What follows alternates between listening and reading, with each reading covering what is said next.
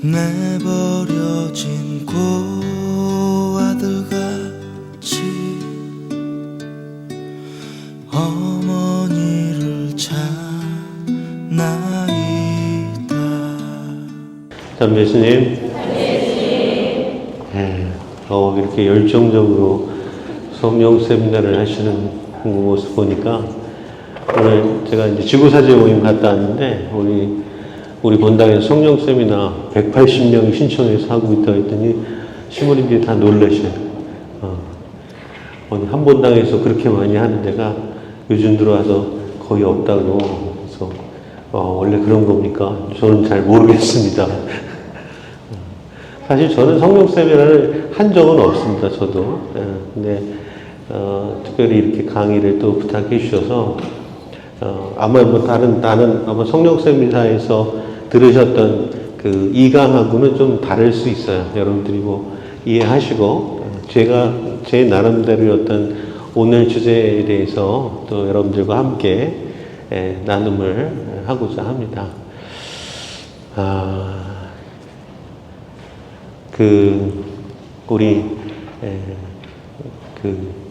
오늘 예수 그리스도를 말하기 위해서는 예수 그리스도께서 왜 이 세상에 오셔야 됐는가를 알아야 됩니다.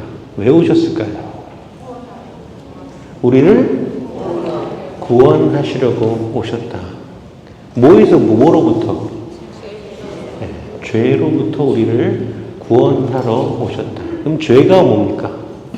죄는 어디서부터 왔습니까? 아마 창세기는 인간의 첫 번째 죄를 아담과 하와가 지은 선악과를 따먹은 죄를 이야기합니다. 선악과를 따먹은 죄. 하느님께서 에덴 동산을 지으시고 아담과 하와에게 이 동산에서 모든 걸 다 따먹어도 좋다. 이 많은 동물들을 다 부려라 하시면서 하신 말씀이 너희는 여기 있는 모든 나무 열매는 다 따먹어도 된다. 그러나 선과 악을 알게 하는 나무 열매만은 따먹지 마라. 그것을 먹는 날 너는 죽는다. 죽는다. 죽는다라는 표현이 우리 삶의 가장 중요한 포인트입니다. 자, 근데 평소에는 별 그런 걸 못 느끼고 살다가 어느 순간 하와한테 뱀이 왔어요. 뱀이라는 존재가 왔어요. 뱀이라는 존재가 와가지고 우리 하와한테 속삭입니다. 뭐라고 처음에 물어봤을까요? 하느님께서 이 동산에 있는 모든 나무 열매든 따먹지도 말라고 하셨는데 그것이 사실이냐? 거꾸로 물어봐요. 거꾸로. 모든 나무 열매를 다 따먹어도 된다고 하셨는데 거꾸로 물어봐요. 아니다. 하와가 얘기합니다. 아니다. 하나님께서는 이 동산에 있는 모든 나무 열매는 다 따먹어도 된다고 하셨다. 근데 그렇게 말하고 나니까 뭐가 생각났어요? 못 먹는 게 생각났어요. 그 전까지는 관심도 없었고 생각도 없었는데 갑자기 그런 질문을 대답을 하려니까 못 먹는 게 생각났어요. 그 못 먹는 게 어디 있었어요? 그 선악과가 어디 있었어요? 어디인지 몰랐어요. 뭐 어디 있다고 하나님께서 얘기하셨어요? 얘기 안 하셨어요. 근데 하와가 무슨 말을 합니까? 저 동산 한가운데 있는 나무 열매만은 따먹지 말라고 하셨다. 갑자기 동산 한가운데가 나왔어요. 동산 한가운데가 왜 나왔을까요? 그전에는 그런 거에 대해서 관심이 없었는데 갑자기 못 먹는 게 생각나니까 그게 갑자기 내 마음속 한 구석 동산 한가운데에 딱 박혀 있었어요. 동산 한 구석에 딱 들어왔어요. 그래서 그 동산 한가운데 나무 열매만은 따먹지도 않겠다. 또 한마디 더 붙입니다. 나는 만지지도 않겠다라고 얘기합니다. 따먹지도 않고 만지지도 않겠다. 왜? 왜 그래야 돼요? 그것을 먹으면 어떻게 돼요? 죽는다. 죽는다는 게 이제 생각난 거예요. 죽는다는 게. 여러분들 죽는다는 게 어때요? 우리 선생님 당장 죽으면 어떻게 될 것 같아요? 생각이 많아지죠. 내일 죽을 것 같아. 선고를 받았어요. 어떨 것 같아요? 좋지요. 선고를 받았어. 석 달. 네? 죽을 것 같아. 석 달. 아무 생각 없어요? 애도 생각날 거고, 뭐, 누구 생각날 거고, 재산도 정리해야 되고, 뭐, 할 일이 많아요. 저 호스피스 병동 가서 제가 제 절친 이재열 주님이 이제 호스피스 병동 거기 영성주 중으로 갔는데 가서 얘기 나누다 보면 그 걱정하는 분들이 이제 그 걱정을 누그러뜨리기 위해서 호스피스를 하는 거예요. 처음 들어오신 분들은 걱정이 많아요. 내가 죽으면 뭐 해야 되고, 뭐 해야 되고, 뭐 어떻게 되고, 이런 거를 걱정하는 사람들이 많아요. 그러니까 이 죽음 자체가 사실은 우리에게 얼마나 이렇게 걱정되고 그런 거 아닙니까? 제가 오늘 방금 어디서 왔냐면 지구사회 모임 전에 또 장례식장 갔다 왔어요. 제가 양성에 있을 때 신학교 보낸 우리 학사님, 아들 학사님 아버지가 사고로 돌아가셨어요. 63세. 그래서 죽음은 그렇게 순서 없이 와요. 거기가 구남매 막내인데 가보니까 구남매 형제들 큰형부터 구남매가 다 있는데 막내가 제일 먼저 간 거예요. 큰형이 저한테 와서 신부님 어떻게 이런 일이 있으십니까? 제가 먼저 가야 되는데 왜 막내가 먼저 가야 됩니까? 죽음이라는 건 그렇게 갑작스럽게 오고 또 그것은 우리가 어떻게 할 수가 없어요. 그것을 옆에서 딱 경험한 사람은 내 부모든 누구든 형제든 경험한 사람은 그 죽음에 대해서 우선 나에게 갑자기 그런 게 생기면 어떨까 하는 그런 어떤 불안함, 두려운 마음이 있죠. 자, 그러면 다시 돌아가서 나는 따먹지도 않고 만지지도 않겠다. 하와는 굳게 결심했어요. 내가 하나님 약속 내가 절대 난 절대 잘 따르는 사람이지 내가 약속을 어길 사람이 아니다 내가. 근데 뱀이 뭐라고 해요? 옆에서 절대로 안 죽는다. 뭐라고 그랬어요? 절대로 안 죽는다. 안 죽는다고 얘기했어요. 거짓말했어 안 했어요? 거짓말이 아니에요. 거짓말은 안 했죠 뱀이. 선악과 따먹고 죽었어요? 안 죽었어요. 뱀이 거짓말을 한 건 아니에요. 그렇죠? 근데 그 다음에 뭐라고 얘기했냐? 그것을 따먹으면 어떻게 돼요? 눈이 밝아져서 너희가 하나님처럼 될 줄 알고 하나님께서 따먹지 말라고 하신 거다. 하나님은 어떤 하나님 만들었어요? 하나님은 어떤 하나님 만들었어요? 쪼잔한 하나님을 만들었어요. 왜? 당신이 다 만들어 놓고 여기서 마음대로 먹고 살고 잘 하라고 다 만들어 놓은 하나님이 저 선악과 저거를 따먹으면 자기처럼 되니까 저거는 절대 따먹지 못하게 하기 위해서 하나님께서 나에게 저것만 따먹지 말라고 하신 거예요. 그 하와가 생각해 어떻게 해요? 하나님이 괘씸한 거죠.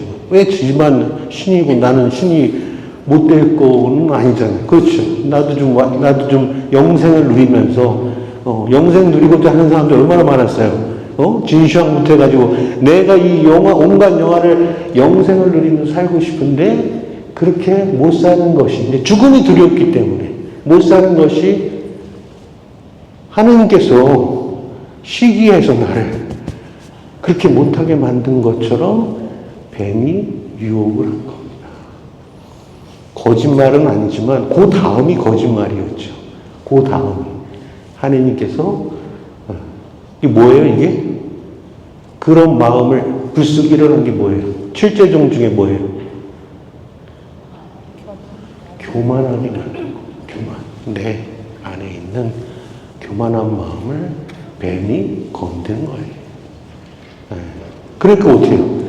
하와가 보니까, 그 열매를 보니까, 과연 열매를 보면, 과연 탐스럽다. 머리를 좁게 해줄 것 같은 그런 열매로 딱 보이는 겁니다. 그래서 자기도 따먹고 남편에게도 따줬어요. 그 아담도 같이 먹었어요. 남자는 뭐예요, 대체?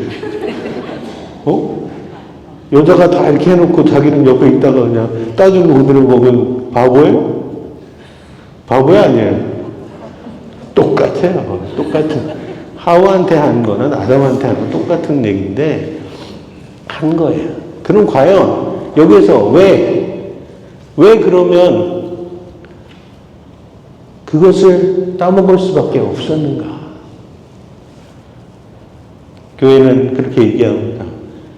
인간이 하나님처럼 되고 싶어하는 이 교만한 마음과 또 하나님께서 하지 말라고 한 것을 불순종한 그것을 죄로 얘기합니다. 그런데 더 근본적인 건 뭐예요? 왜 선악과를 따먹을 수밖에 없었습니까? 뭐 때문에? 죽기 싫어서. 죽는 게 두려워서. 내 존재가 없어지는 게, 내 존재가 하찮아지는 게, 내 존재가 더 이상 내 사랑하는 사람들에게 영향력 없이 그저 나 또한 늙어가면서 천대받고, 내 존재가 자꾸 잃어가는 것이 싫어서 그 두려움이 결국엔 선악과를 따먹을 수밖에 없어요. 내가 그렇지 않을 수 있는 방법이 있다면 나는 그것을 할 거예요. 진시황이 뭐까지 했어요? 뭘까지 했어요? 하여튼 다 먹었어요. 먹는 걸로 어떻게든 해버리고, 아니면 다른 어떤 것, 주술이든 뭐든 다 했어요. 다 했는데, 살았어요? 죽었어요. 문제 해결책은 그건 아니었죠. 문제 해결책은 그건 아니었어요. 근데 우리는 문제 해결책도 아닌 것을 가지고 계속 우리는 그것만을 쫓아가고 있어요. 왜? 우리 마음에 뭐가 들었어요? 뭐가 있어서 그래요? 그것을 우리는 칠죄종이라는 게 있습니다. 칠죄종. 그것을 아주 포괄적으로 만들어 놓은 죄가, 7가지 죄가 칠죄종이라는 죄예요. 이 인간의 근본적인 마음 안에 있는 것. 왜? 인간이 유한한 존재이기에, 죽어야만 존재이기에 그것을 거부하고자 하는 온갖 마음들이 다 우리 안에 쌓여 있는 게 7가지 죄, 7죄종이 우리 안에 있는 것입니다. 결국 예수님께서 이 세상에 오신 이유는 뭐예요? 바로 그 죄의 종살이에 있는 우리를 구원하시기 위해서, 거기서 벗어나게 하기 위해서 하느님께서 보내신 분이 예수 그리스도라는 거죠. 그래서 예수 그리스도, 과연 여러분들은 예수 그리스도를 어떻게 만났습니까? 각자 삶의 자리에서 만나겠지만, 제가 어렸을 때 가장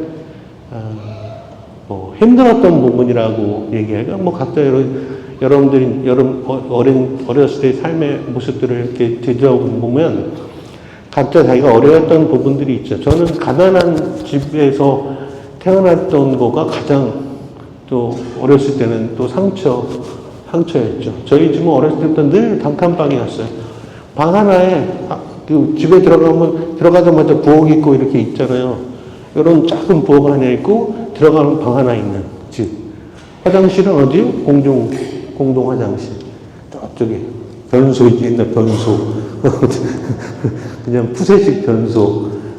그거 있는 집에서 늘 어렸을 때 그렇게 살았어요. 그래서 수도도 앞에 있는 공동 그 펌프질하는 우물가에서 물 떠다 먹고. 어렸을 때 거기 한 가구에 그 한 집에 한 7가구가 살았어요. 7가구가 거기서 같이 살면서 이렇게 지내는 그때가 왜 우리 집은 이런 데서 살아야 돼? 하는 그런 마음들이 굉장히 또 많았어요. 근데, 그런 내 집은 그렇게 살지만 참 아이러니하게 그 좁은 방에도 어머니가 이렇게 단을 이렇게 바닥은 자야 되니까 아버지 보고 이게 한 중간 정도의 단을 이렇게 해가지고 성모상하고 십자가하고 예수님상하고 촛불 켜는 데까지 다 해가지고 이렇게 단을 해가지고 이렇게 만들어놨어요. 제가 어릴 때니까 머리 위 정도 단답게 이 정도로 해가지고 단을 만들어 놓고 아침 저녁으로 기도를 하는 거예요. 아침에 무조건 저기 깨워서 30분 기도하고 또 자고 저녁 때는 식구들이 다 들어올 때까지 기도 안 하다가 마지막 식구가 다 들어오면 그때부터 불 켜고 또 1시간 기도하고. 근데 이제 그렇게 힘든데도 부모님이 아침 저녁으로 그렇게 기도하는 모습을 보니까 불평할 수가 없는 거예요. 불평한 마음이 들어도 기도하고 나면 이게 그 마음, 부글부글하던 마음이 싹 가라앉는 거예요. 어릴 때 뭐 알지도 못하는데 그냥 따라서 같이 다 기도하고 하고 나면 불만족스러운 마음이 싹 사그라들어요. 그래서 언젠가부터는 그 기도하는 것이 오히려 다른 어떤 것보다 다른 세상에서 가난하고 누가 차별받고 뭐 너 가난하니까 뭐 그런 어떤 그런 마음들보다 내가 기도하고 있는 마음이 더 커지는 거. 커지니까 더 이상 그게 나한테 문제가 되지 않는 그런 상태까지 가더라고요. 그래서 이게 예수님 안에 산다는 게 이런 거구나. 나는 스스로 누를 수 없는데 뭔가가 나를 눌러주시는 거. 그게 성령께서 우리에게 하시는 그런 일들입니다. 자, 이제 예수님께서 우리를 죄의 종살이에서 구원하시기 위해 이 세상에 오셨다는 것 자체가 뭐냐?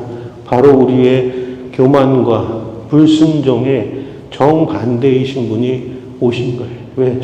하나님 아버지께 온전히 순명하신 분, 그리고 그분이 원하신 대로 복종하신 분이 우리를 구원하시기 위해 오신 겁니다. 바로 예수 그리스도예요. 예수님께서는 단 한 번도 당신이 내가 어쩌고 얘기하지 않으셔요. 항상 하시는 말씀이 내 아버지는 어떤 분이다. 내 아버지는 어떤 분이다. 당신은 한 번도 나는 뭐다라고 얘기하신 적이 없어요. 딱 한 번 있습니다. 뭐예요? 나는 길이요 진리요 생명이다. 딱 한 번 당신은 뭐다. 나는 길이요 진리요 생명이다. 라고 말씀하셨어요. 왜? 하느님께서 우리의 길이요 진리요 생명으로서 예수 그리스도를 우리에게 보내주셨다는 사실입니다. 그래서 그분은 온전히 아버지의 뜻에 따라서 내 아버지는 이런 분이고 저런 분이고 저런 분이고 저런 분이고 저런 분. 그러고 나서 하느님 아버지에 대해서 온통 다 가르쳐 주시고 나서 당신이 하시는 뭐예요? 이제 죽으러 가시는 거죠. 너희들에게 아버지를 알려주었으니 너희는 이미 뵌 것이다. 그렇죠? 너는 이미 알고 있다. 왜? 너는 나를 알게 됐어. 너는 이미 하느님을 뵌 것이고 아버지를 아는 것이다. 그런 당신을 통해서 보이지도 않고 어떻게 알 수 없는 하느님이 당신을 통해서 당신의 말씀과 행적을 통해서 알려주시고 이제 마지막에는 뭐 해야 돼요? 우리를 구원하시기 위해 가셔야죠. 어디로 가셨냐? 어디로 가셨어요? 네, 십자가에 가셨죠. 십자가.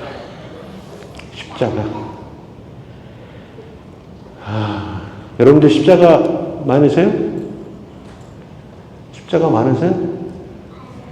저한테는 십자가가 뭐였을 것 같아요? 뭐 십자가라고 하기에는 나중에 지나고 보니까 십자가는 아니더라고요. 결국에 이제 제가 막내로서 마지막에 제가 이제 가니까 이제 부모님들이 이제 마지막 십자가가 된 거예요. 부모님이 이제 아버지가 78세 돌아가셨는데 그 다음부터 이제 어머니 한 2년 정도 혼자 이제 아버지 집에서 혼자 사셨어요. 여러분도 잘 아시겠지만 둘이 살다가 한 분이 돌아가시면 뭐 제대로 뭐 밥 먹고 살아요? 남편이 있을 때가 좋은 거예요. 왜? 밥이라도 미운 밥이라도 챙겨주면서 나도 먹잖아. 근데 가면 어떻게 돼? 안 먹어. 먹기도 싫어. 그러다 보면 건강 상하는 거예요. 2년 만에 건강이 상해져서 어머니가 쓰러지셔가지고 병원에 실려가셨어. 그런 다음에, 그 다음에 한 번 쓰러지고 나니까 당신이 갑자기 덜컥 뭐가 왔어요. 덜컥 이제 그 두려운 게 온 거예요. 내가 그 전까지 건강한 줄만 알았더니 아니었구나. 이제는 그게 언제쯤 오냐면 80쯤 와요. 대부분이 다 80 정도 되면 아무리 건강하셨던 분들도 80 정도 되면 한번 덜컥 와요. 이렇게. 그래서 갑자기 뭔가 어디 쓰러지거나 뭐 이렇게 해가지고 놀래요. 뭐 다친 것보다도 놀란 게 제일 중요한 거예요. 왜? 우리는 늘 건강하다고 난 오래 살 거라고 난 아직도 건강에 자신 있다라고 생각하다가 어느 한순간 덜컥 아닐 수 있구나라고 생각된 그 시점이 그게 놀라는 시점인데 그 놀라는 것이 병이 되는 거예요, 사실은. 실제 병보다도 여러분들이 그 놀람이 이제 점점 자신감 없어지고 막 그러다 보면 그게 거기서부터 늙는 거예요, 사실은. 더 이제 완전히. 그래서 그 시기를 잘 넘어가야 되는데 그때 막상 덜컥 하고 나니까 형제들이 뜻밖의 어머니가 잘 사실 줄 알았는데 어머니가 이제 당신 놀라셔서 혼자 살기는 참 걱정도 되고 다시 그 집에 혼자 가려니 걱정도 되고 하니까 형제들 이제 병원에 와서 물어보는데 어디 같이 살면 어쩌고 얘기를 하는 거예요. 그러니까 또 나머지 형제들이 다 형편도 그렇고 막 그래서 우리는 같이 결국 그 며느리가 와서 한마디 했어요. 어머니 요양원 가세요.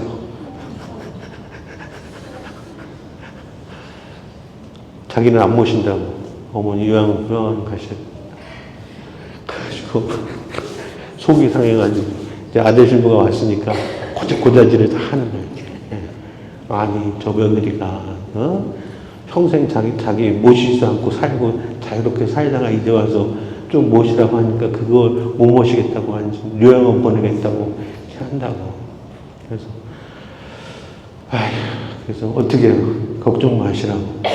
또 잠깐 제가 시골 분당에 있으니까 와서 요양자 아들 신부와 같이 삽시다. 그래서 와 오십시오. 하고 그때 초대를 했죠. 초대를 해서 양동 성당에 있을 때 거기 어머니를 다리 수술하시고 쩔뚝쩔뚝 하는데 거기까지 오셨어요. 그래서 좀 바람 좀 쐬고 거기서 건강해지시면 돌아가실 줄 알았어요. 근데 어머니가 와서 이미 마음은 이제 거의 죽어가는 마음으로 왔는데 막상 그 시골에 와서 보니까 아들 신부 15억사도 없이 혼자 밥 해먹고 있으니까 그게 걱정이 된 거예요. 내가 아들 신부 밥 해줘야 되겠구나 라는 사명감이 생겨가지고 갑자기 다리가 다 났어요. 산타고 다니고 막 텃밭 가꾸고 막 그래가지고 막 해가지고 아들 뭐 밥 해주느라고 다시 살아나서 뭐 신부 어머니처럼 쩌렁쩌렁하고 다니시는 거예요. 그래서 그냥 가실 줄 알았는데 안 가시더라고요. 어떻게든 그 옆에 붙어서 밥을 해줘야 되겠다는 일념으로 옆에 계시는데 내쫓을 수가 있어요. 그래서 그렇게 하다 보니까 제가 어머니를 7년간 모시고 살았던 거예요. 그리고 나서 이제 그나마도 이제 체력이 안 되셨을 때 이제 요양원 모시면서도 그래서 교구에 이제 신부님들 어머니들 모시는 그 요양원에 모셔서 또 거기는 신부님들이 계셔서 매일 미사를 해주시고 그래서 저도 뭐 일주일에 2-3번씩은 꼭 이제 찾아뵙고 막 이렇게 하니까 어머니가 거기 가셔도 뭐 다 신부들 다 있지만 신부 부모들이지만 당신 아들이 맨날 일주일에 2-3번씩 오니까 제일 신나셔가지고 아주 거기 선배 신부들 이제 부모님들도 막 계시는데 가끔 만나면 저한테 뭐라고 야 병원에 그만 좀 가. 너 때문에 난 죽겠어. 난 바빠서 가지도 못하는데 너는 뭐냐고 맨날. 그래, 그만큼 당신이 그렇게 마지막까지 아들 신부의 사랑을 잘 받고 가실 수가 있었어요. 그런 것처럼 죽음을 잘 받아들이는 게 중요한 건데 또 죽음을 정말 좋은 것으로 받아들여야 되는데 그러기가 사실 쉽지 않아요. 그러기가 쉽지 않아요. 자, 예수, 우리가 이제 십자가. 근데 내가 어머니와 같이 살면서 사실은 이제 여러분들 부모님 모시고 살면 아무리 내 엄마도 힘들어요, 힘들어. 고집도 세고 자기 고집 다 살고 뭐 음식 하는 것부터 해가지고 뭐 다 자기 마음대로 다 하고 또 고집은 얼마나 세요. 자식들 그 장단점을 너무나 잘 알아서 이 자식 저 자식 다 찔러가면서 받아낼 거 다 받아내고 또 승질나면 또 승질 다 부리고서 다 화나게 만드는 게 다 부모가 여러분들 너무 잘 알아서 그런 거예요. 모르면 그 괴롭히지도 못해. 너무 잘 아니까 괴롭히는 거예요. 이 딸한테는 뭘 해야지만 열받고 뭐 하면 뭐 돈 내놓고 이 딸한테는 뭐 하면 부모가 너무 잘 알아서 그런 거예요. 그런 거를 같이 살다 보면 그게 왜 내 십자가처럼 느껴지는 거지. 십자가처럼 느껴지는 거죠. 아, 그게 왜 십자가냐? 십자가는 아니야. 마지막 여러분들이 같이 살아내다 보면 십자가라기보다는 어떻게 보면 나의 또 다른 모습이라는 거죠. 부모는 나의 또 다른 모습이에요. 왜? 내가 어느 뱃속에서 왔어요? 그 부모 뱃속에서 온 거예요. 나의 또 다른 모습이 부모이고, 또 나도 내가 늙어감으로써 또 부모처럼 그렇게 돼가고 있어요. 그것을 스스로가 잘 받아들이는 게 중요한 건데, 우리는 받아들이지 않고 다르다고 생각하고, 아니라고 생각하고, 자꾸 그렇기 때문에 그게 십자가처럼 느껴지는 거지, 우리는 그게 십자가가 아니에요. 나야, 나의 다른 어떤 것, 나의 다른 우리가 죄라고 하는 어떤 그런 부분이 있잖아요. 죄스러움을 느끼고, 죄를 결정하는 게 누구예요? 나예요, 나. 죄를 결정하는 거는 이게 죄냐 아니냐를 결정하는 게 누구예요? 나예요, 나. 그 얘기 하시죠. 제가 성품 받고 처음으로 고해성사를 아버지한테 받았는데, 당신이 하는 고해성사의 첫 번째 죄가 뭐였냐면, 20년 전 군생활할 때 하도 배고파가지고 밖에 사역 나갔는데, 남의 사과밭에서 떨어진 사과 하나 주워 먹은 게, 남의 그 사과 한쪽 주워 먹은 게, 그게 당신이 평생을 70이 넘은 나이까지 가슴에 담고 있었던 죄예요, 죄.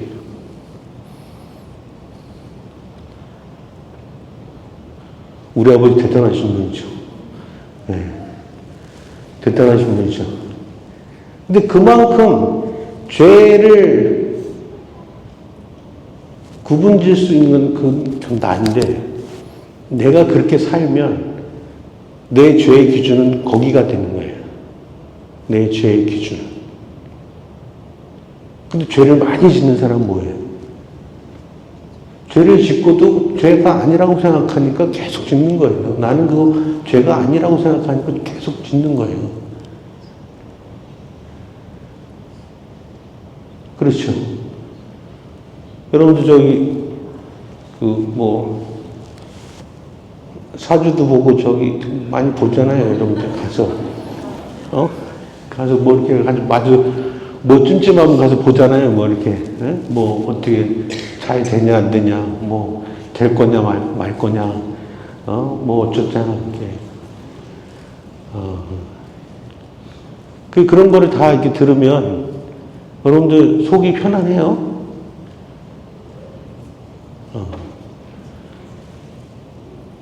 죄라는 것 자체가 어떻게 보면 그걸 통해서 내가 자꾸 뭔가를 벗어나고자 하는 거예요. 벗어나고자 하는 거. 왜냐하면 거기에 가장 깊은 곳에는 아까 뭐가 있다고 했어요? 여러분들 마음속에 내 존재 사라짐, 죽음이라는 이 두려움이 늘 깔려있기 때문에 그곳에서 벗어나고자 하는 여러 가지 방법들을 우리가 막 찾기 시작해요. 찾다 보니까 나 스스로는 안 되니까 뭔가 의지를 해야 돼. 그러니까 뭔가 뭐 어디도 찾아가고 뭔가 용하다는 데 다 찾아가서 뭔가라도 얻어내야 돼. 그리고 내가 어떻게든 방법을. 근데 그 방법은 2000년 전에 4000년 전에 5000년 전 진수왕도 다 찾던 거예요. 찾았어요? 방법을 못 찾았어요. 아무도. 근데 그 방법을 제시해 주신 분이 누구냐? 예수 그리스도 그분입니다. 어떻게? 가장 어리석다는 십자가의 어리석음으로. 왜? 십자가가 왜 어리석음이에요? 남의 죄 대신 내가 사해주려고 죽은 거예요. 여러분들 내 죄를 대신 내가 짊어지고 죽은 거예요. 죽은 거. 십자가는 그런 겁니다. 여러분, 얼마 전에, 어젠가 종영된 유효 안어라는 드라마 잘 가끔 보는데, 유효 안어 다 보지도 않았어요. 근데 거기 주제가 뭐냐면, 내 아들이 죽고 어쩌고 그런 얘기예요. 근데 자기 자식을 위해서는 뭐라도 다 하는 부모의 역할이 나와요. 그렇죠. 내 아들의 죄까지 내가 다 어떻게 하고자 하는 그런 부모의 어떤 마음을 표현을 했더라고요. 여러분도 여러분 자식이 잘못하면 여러분도 대신 쓸 수 있어요? 대신 죽을 수 있어요? 죽는 것까지는 어떻게 나 안 죽고 어떻게 용서해주고 어떻게 거기서 그거예요. 내가 사실 죽은 건 내가 죽어야 되는데 결국에 인간의 한계가 뭐냐면 내가 죽을 수는 없어요. 내 자식 아무리 내 자식이라도 내 뱃속에 있는 자식이라도 내가 대신 죽을 수는 없는 거예요. 어떻게든 내 능력으로 가능한 선에서는 뭔가 모든 걸 다 해보려고 하겠지만 그러나 거기에 내가 죽는 것까지 들어가야 한다면 그거는 다른 차원의 얘기죠. 네. 정말 사랑한다면. 근데 그 사랑을 이루신 분이 누구예요? 예수님입니다. 예수님. 십자가라는 것은 정말 아까 지금 노래 들으셨지만 나를 위해 죽으셨다는 것 자체가 엄청난 하나님의 사랑인 거예요. 나를 위해 죽으셨다는 거. 내가 뭐라고? 나를 생각하면 나란 존재를 생각하면 내가 대체 뭐라고 그런 나를 위해서 죽으실 수 있으신 분. 이미 죽으신 분. 그래서 우리는 죽음을 면치 못하지만 그러나 이 삶의 끝이 아닌 영원한 삶의 생명을 주시고자 우리가 한테 오신 분. 그래서 이제 한정된 이 세상의 삶이 아니라 영원의 삶을 선물해 주러 오신 분이 바로 예수 그리스도고 또 하나님께서 보내신 그분이시라는 뜻이에요. 그래서 여러분들이 그런 예수님을 모시고 산다는 것 자체, 또 그분을 늘 영한다는 것 자체가 중요한 겁니다.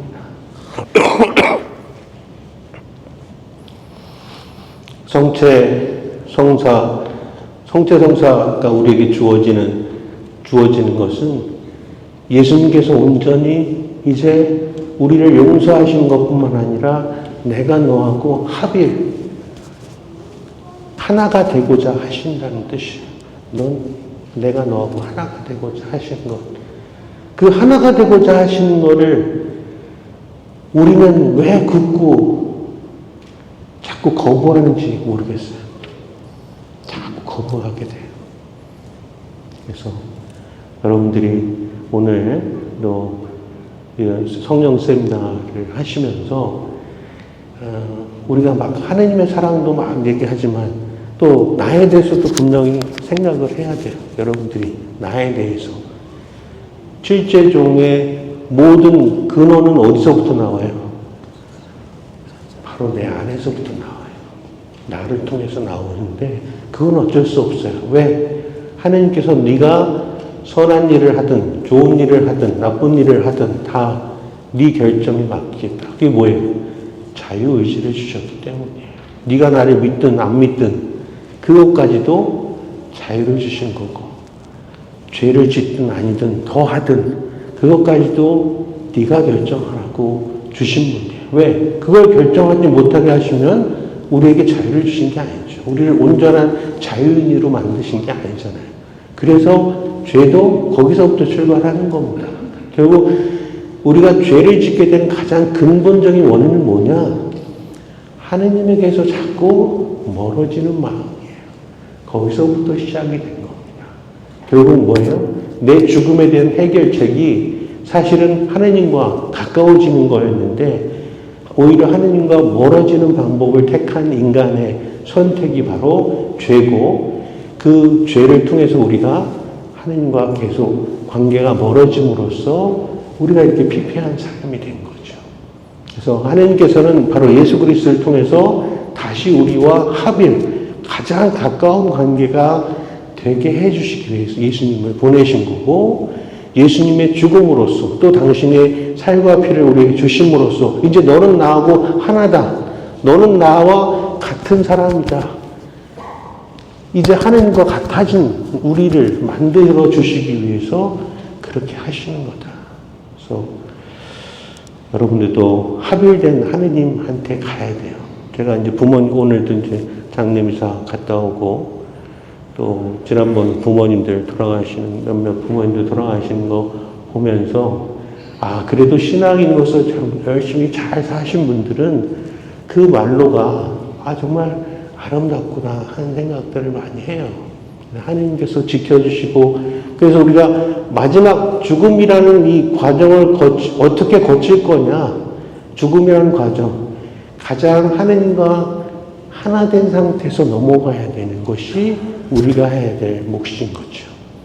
그렇다면 여러분들이 이제 오늘 고민하셔야 될 것이 뭐 아까 이제 나눈 주제도 있을 거지만 우리와 하나님과 멀어지게 하는 모든 것들 그게 이제 죄에 파생된 여러 가지 것들이죠. 나와 하나님과 멀어지게 하는 모든 것들 또 내가 하나님과 합일되지 못하게 만드는 그런 것들 또 그런 관계들 이런 것들을 잘 생각해 보시면서 우리가 성령 세미나를 임하시면 좋을 것 같아요. 시간이 다 됐나요? 아직 안 됐어요? 좀 더 해야 돼? 거의 다 시간이 다 되고 몇 시까지 돼요? 45분. 네. 너무 일찍 끝내면 안 되겠죠?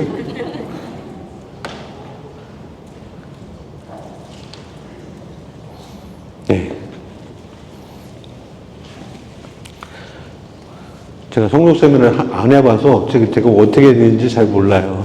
그래서 그런 거니까 이해를 하셔요. 아마 다른 내용들이 아마 많이 있을 거예요. 최대한 제가 교제에 충실하려고 노력은 하고 있어요, 지금. 교제에 충실하려고 노력을 하고 있는데 잘 안 돼요. 근데 자, 여러분들 삶에서 실제적인 다른 어떠한 여러 모습들이 많이 있을 거예요. 제가 이거를 구체적으로 여러분들과 실제적으로 함께 나눌까 하다가 그거보다는 여러분들 삶에서 어떻게 보면 제일 이제 걱정이 되는 부분이 과연 뭘까? 여러분들 걱정되는 부분 뭘까 생각을 해봤어요. 뭐가 있어요, 여러분들? 제일 걱정되는 거.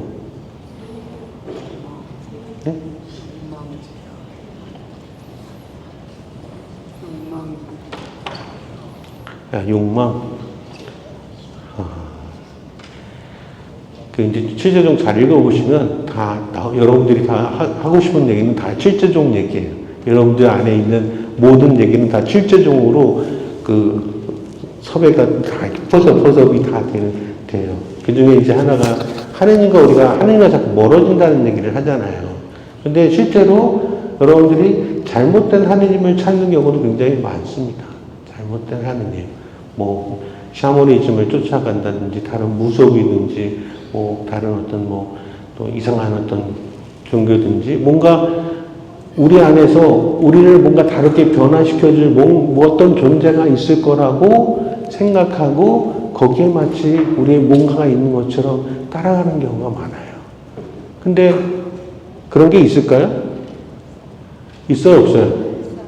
있어요. 뱀이 있었잖아요, 뱀이. 창세기에도 나오는 뱀이 있었잖아요. 그 뱀이 뭐예요, 뱀이? 우리를 그렇게 만드는 악의 세력이 있어요, 세력. 악한 영이 있어요. 있어요. 우리를 유혹하는, 우리를 실제적으로 유혹하는 악의 세력들이 분명히 있죠. 그러니까 우린 그런 세력들에 맞서 싸워야 되는 존재들인 거예요, 사실 어떻게 보면. 그래서 아담과 하와에게도 당연히 있었다는 얘기는 뭐예요? 모든 사람한테 다 있다는 얘기예요. 모든 사람한테 다 와서 뱀이 여러분들을 자꾸 찔러댈 겁니다.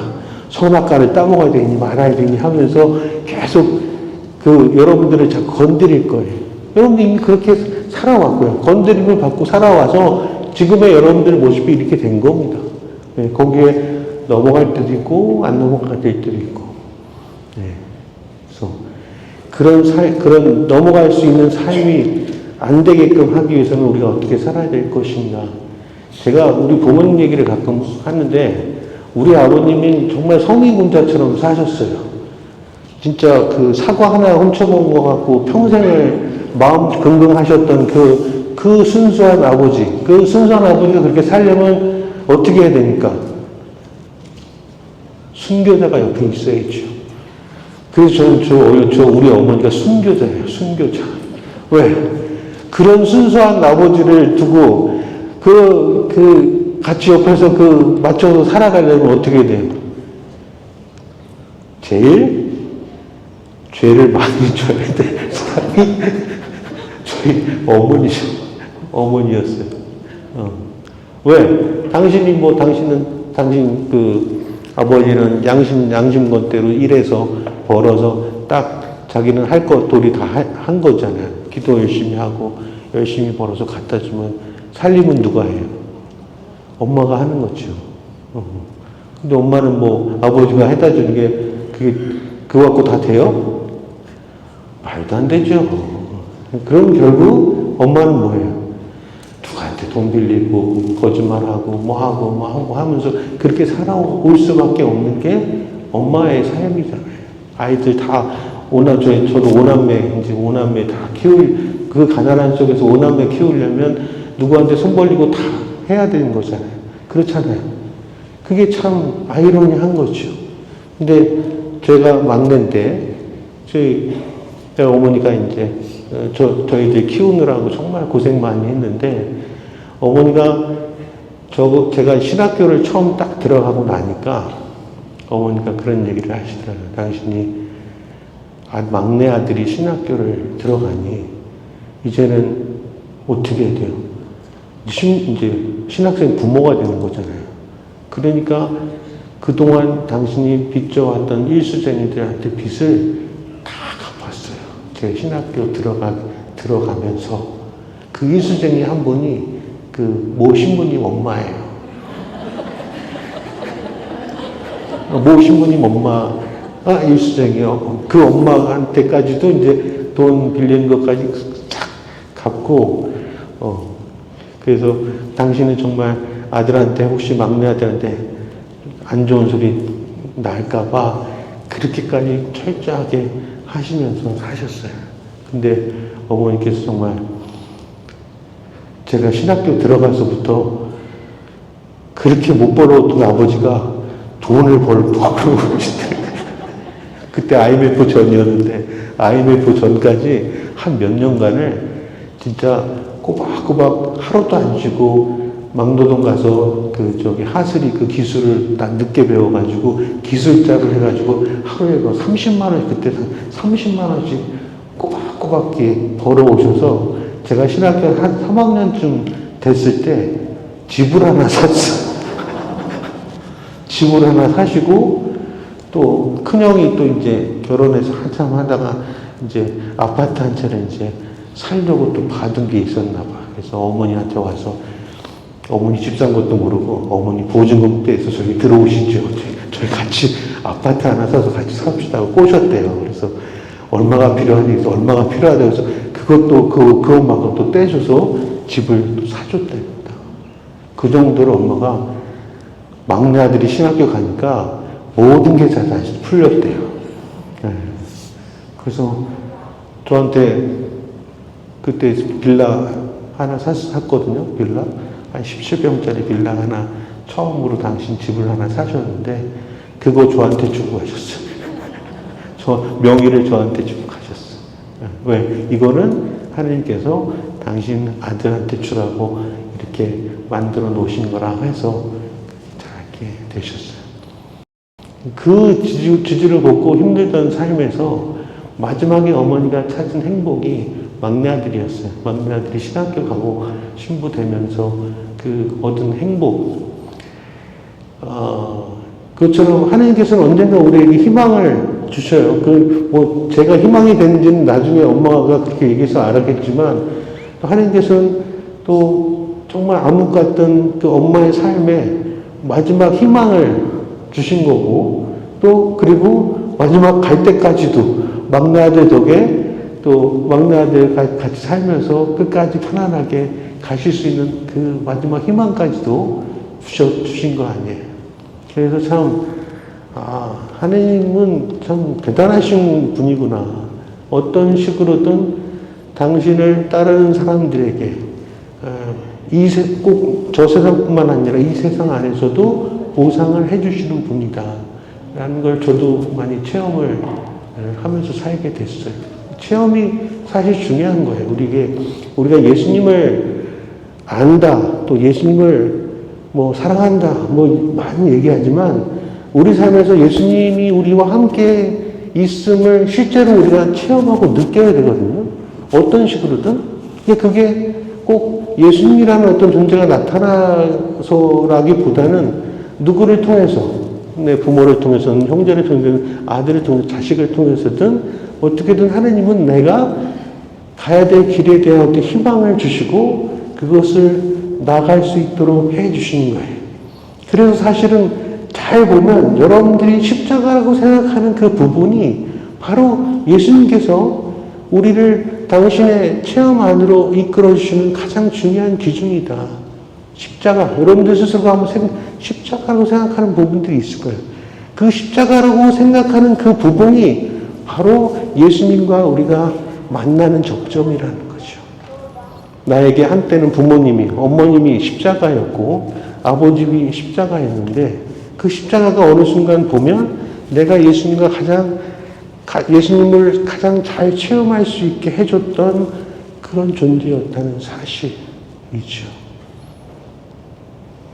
그래서 그런 것들을 우리가 잘 느끼고 살아가는 게 굉장히 중요한 겁니다. 그것이 바로 예수님과 같이 사는 것이고, 우리가 가끔 십자가의 어리석음이라고 얘기하잖아요.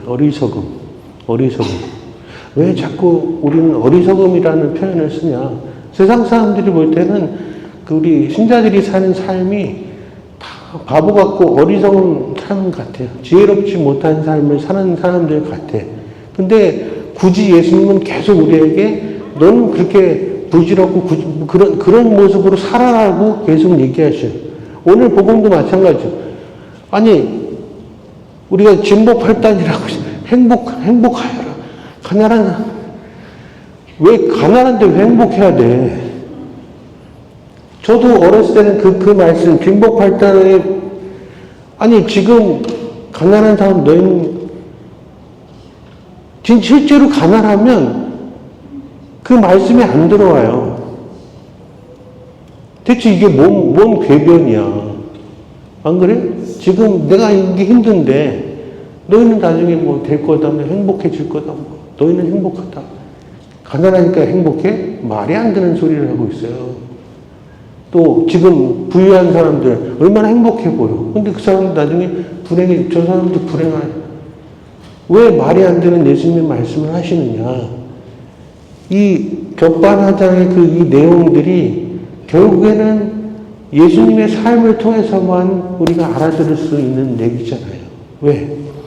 하나님께서 지금 이 삶은 이제 끝나가고 있으니 영원한 삶을 살아야 된다. 그렇다면 지금 기뻐하고 있는 것 자체가 중요하지 않다. 기쁜 일이 있어도 너무 기뻐하지 마십시오. 슬퍼할 일이 있어도 그거 너무 슬퍼할 일이 아닙니다.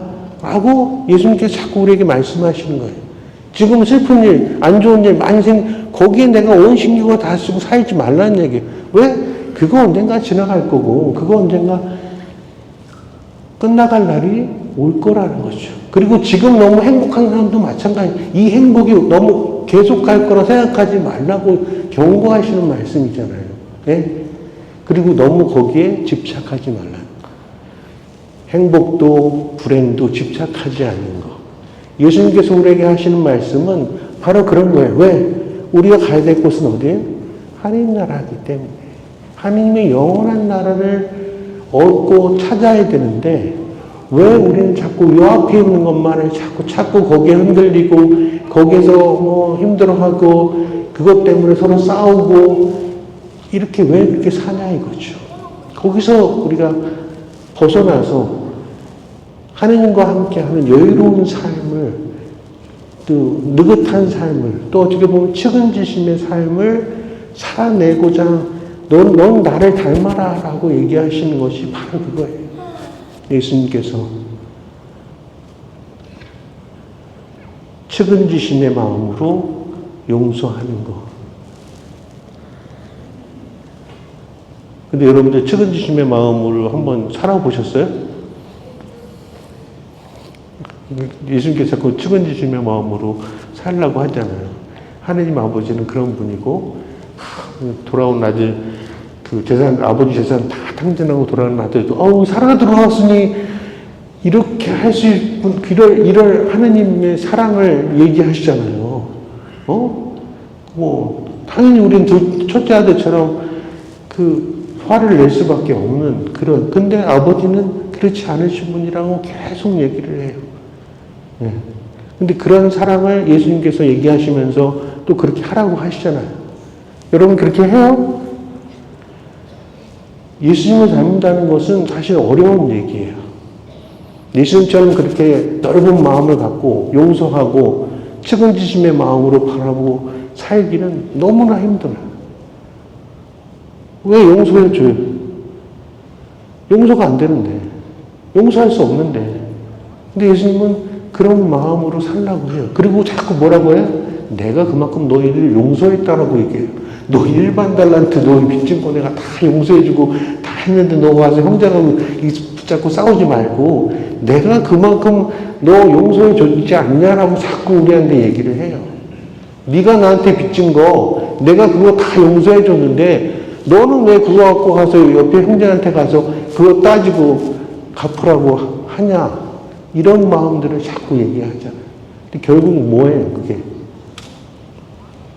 그렇게 살기가 참 힘든데 우리는 거기에 자꾸 연연하지 말라는 얘기를 하시는 거예요. 하나님께서.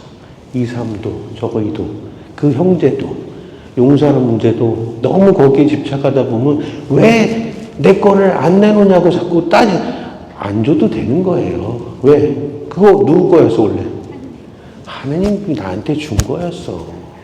그거 이렇게 좀 줬는데 그거 안 갚는다고 내가 결국 그런 얘기를 하시는 거예요. 하나님 예수님께서. 이 삶에 대해서 내가 너무 집착하지만 않으면 언젠지 놔줄 수 있는 거예요. 놔줄 수 있는 거. 제가 우리 고모 얘기 가끔 했죠. 고모님이 당신 큰아들하고 장손을 하루아침에 잃어졌어요. 물놀이 갔다가 자기 큰아들하고 그 큰아들의 장손하고 초등학교 4학년인 남자가. 근데 우리 고모님이 참 대단하신 분인 게 눈물 한 방울 안 흘렸어요. 그리고 나중에 물어봤더니 참 욕 같은 말씀을 하셔요. 하나님께서 주신 거 다시 그것이 좀 일찍 데려갔을 뿐이지 하나님께서 주신 건데 당신이 도로 가져가셨는데 내가 뭐라고 하나님을 원망할 수 있겠냐. 그런 말씀을 하시는 거예요. 와, 당신은 참 어릴 때본 저희 고모가 인간 같지 않아요. 인간 같지가 않아요. 너무 이게 그 마음 속에서 생각하시는 걸 얘기하는 걸 들어보면 신앙인의 어떤 그런 모습들이 근데 그분은 저희 고모는 배운 사람도 아니에요, 진짜. 뭐 글이나 한글이나 겨우 뗀 그 고모가 정말 어렸을 때부터 기도하고 신앙으로 살면서 자신은 온갖 풍파를 다 맞은 사람이에요.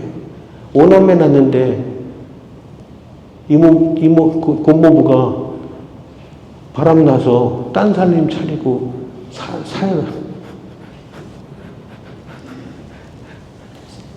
죽을 때까지 거기에 살았어요. 죽을 때 왔죠. 말기암 환자 돼가지고 쫓겨나서 왔죠. 근데 그 마지막에도 고모가 받아줬어요. 임종 때까지. 사람이 아니죠. 저는 우리 고모가 사람이 아니라고 생각해요. 그렇게 살려면 어떻게 해야 될까요? 내 마음속에 집착이 없어요. 집착. 우리 고모라는 분이 어쨌든 돈이든 뭐든 사람이든 어쨌든 그것에 대해서 집착이 없으신 분이에요. 내 자식마저도 집착하지 않아요. 결국 신앙인은 그런 삶의 평정심을 유지하는 사람이에요. 일희일비하지 않는 사람. 아무리 좋은 일이 있어도 아무리 나쁜 일이 있어도 거기에 연연을 하지 않는 사람이 신앙인의 모습이에요. 바울 사도 그렇잖아요. 이 세상의 형체가 사라지고 있습니다. 지금 있는 그대로 살아가십시오. 뭐 남편이 있는 사람은 없는 사람처럼 살고 뭐 혼자 사는 사람 뭐 같이 살 생각하지 말고 뭐 이렇게 남의 물건 샀어도 내 물건 아닌 것처럼 살고 그게 뭐예요? 내 물건 그런 삶이 뭐예요? 어떻게 해요? 집착이 없는 삶이에요. 네. 내 물건 샀어도 그거 남한테 가져갈 수 있는 거고 뭐 내 삶도 마찬가지고 이 관계도 마찬가지고 막 그런 거예요. 내 옆에 있는 같이 사는 사람도 지금 내 사람이 아니에요. 언젠가 없어질 사람이에요. 잠깐 내 삶에 잠깐 옆에 왔다 간 사람인 거죠. 그래 안 그래요? 오랫동안 같이 있는 사람이 있어요? 없어요. 여러분들 살면서 오랫동안 여러분들 가장 오래 같이 사는 사람이 누구예요? 예? 부모예요, 부모. 여러분들하고 가장 가까우면서 가장 긴 시간을 함께 산 사람은 부모예요, 부모. 뭐 더 오래 산 사람들은 이제 배우자하고 그렇게 사시는 분도 가끔 있긴 있죠. 그래도 결국에 내 옆에 잠깐 있다가 또 없어질 사람이에요. 그러니까 그것조차도 내 배우자조차도 우리가 집착하지 않을 수 있으면 좋겠어요. 여러분들 자꾸 집착하다 보면 자꾸 거기에 욕심이 생기고 또 화도 나고 자꾸 내 마음대로 하고 싶고 내 마음대로 안 되니까 자꾸 화나고 자꾸 골이 나고 그런 거 아니에요. 결국 우리가 실제중에 여러 가지 마음들이 다 그 안에 있어요. 근데 그거에 대한 최대한 우리가 벗어나는 길은 뭐예요? 집착하지 않는 것. 실제적으로 더 이상 집착하지 않는 것. 그래서 십자가를 잘 지는 것도 예수님의 십자가를 잘 진다라는 것은 어찌 보면 바로 그런 삶이에요. 예수님과 더 가깝게 합일돼서 지내다 보면 예수님과 가까이 지내다 보면 그 별거 아니야. 내려놔도 돼. 예수님이 자꾸 우리 그런 얘기를 하시는 거예요. 또 그거 좀 떼먹으라 그래. 좀 예수님 다 옆에서 저는 예수님 위해서 살다가 저는 모은 게 하나도 없어요. 다 뺏겼어. 다 뺏기고 뭐 뺏어가고. 그래도 괜찮은 게 예수님 옆에서 그래도 괜찮아. 내가 또 줄게. 예수님 옆에서 자꾸 그러는데 그거 어떻게 해요? 줘야지. 그래야죠. 돈뿐만 아니라 시간도 마찬가지고 네 삶의 어떤 것도 마찬가지예요. 예수님께서 주라고 하면 줘요. 줘. 프란치스코 성인이 복음 말씀 그대로 살라고 하셨잖아요. 복음 말씀 그대로. 프란치스코 성인이 그대로 사신 분이에요. 그렇게도 살 수 있어요. 왜? 예수님이 그렇게 가르쳐 주셨어요. 너 그렇게 살라고. 이미 그 말씀, 복음 말씀대로 그렇게 살라고, 고지곳대로 살라고 가르쳐 주셨는데 우리는 고지곳대로 안 살아요. 프란치스코 성인께서 그렇게 사셨어요. 그리고 그래서 그렇게 사는 것이 어떤 것인지 이미 보여주셨다. 그래서 가끔 여러분들도 복음 말씀을 고지곳대로 한번 그대로 잘 읽으시고 그대로 한번 살아보려고 노력하세요. 그러다 보면 그것이 예수님과 우리가 닮아가는 과정이고 예수님 안에서 우리가 십자가를 잘 지고 하는 방법이에요. 예수님이 우리에게 자꾸 말씀하시는 거는 그런 거에 대한 집착을 자꾸 벗어나서 살게 해주신 거예요. 왜? 우리 좀 있으면 하나님 나라 가야 돼요. 예수님 만나러 가야 돼요. 그렇다면 지금 내가 굳이 이것 때문에 애쓸 필요 없다라고 결론이 날 거예요. 네.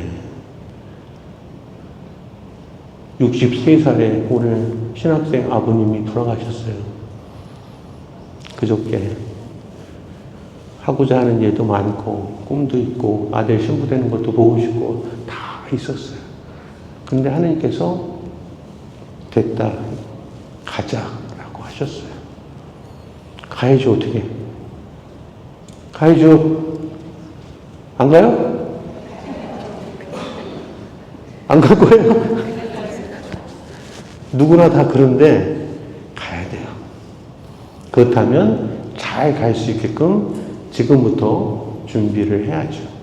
집착에서 벗어나고 잘 십자가를 받아들이는 삶을 살아가도록 열심히 잘 노력하시면 좋겠습니다. 성령께서 여러분께 그런 지혜를 주시라 믿습니다.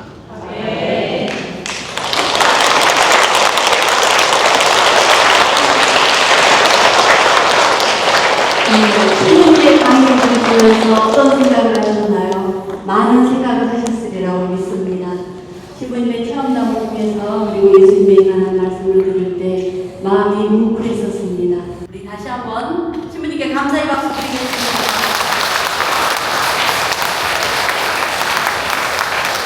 잠시 눈을 감고 우리 묵상곡 듣도록 하겠습니다.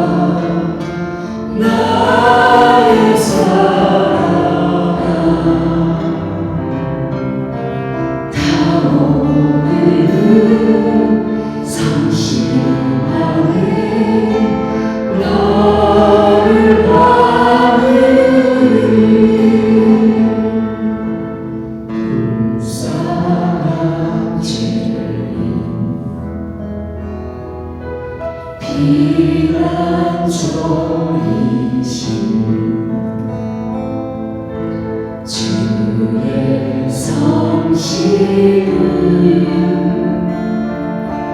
바라보아라.